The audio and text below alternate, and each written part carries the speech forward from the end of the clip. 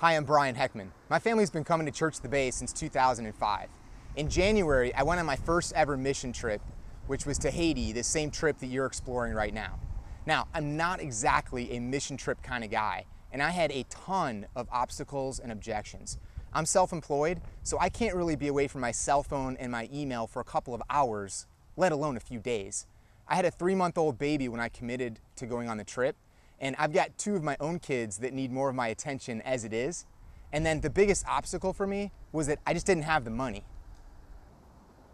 If you've heard God's whisper or felt His nudge to go on this trip, but your life circumstances seem to be a little too much to actually make that happen, we have lots of people who will walk with you through the process of trusting God to financially provide for you.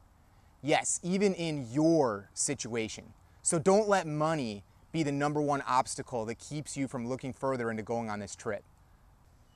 When God nudged me to go to Haiti, the very first thing I did was tell someone, and you should too. It makes the trip become so much more real. The second thing I did was tell Pastor Hal, but I have no idea how I'm going to find the money to go on this trip. And Hal assured me that I'd be able to find a way to raise the financial support, but I just had no idea how. I really had never done anything like that before, and I'm very uncomfortable asking people for money. Well, I ended up raising more than the funds needed for the trip, all of which came from non-Church at the Bay friends, and none of the money came from any of my own family. I wasn't lucky, and I don't have a fundraising personality.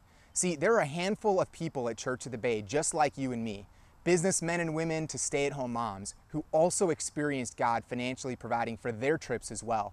See, it wasn't luck at all. It was trusting God and following Him. What I learned is the obstacle is not the money, it's actually our decision of faith. We're eager to help make this trip a reality for you as well. So here are stories, the different ways we raised money, and how we personally witnessed God come through for us individually. We look forward to hearing your stories too, both how God provided for you financially and how you encountered Him during your Haiti experience.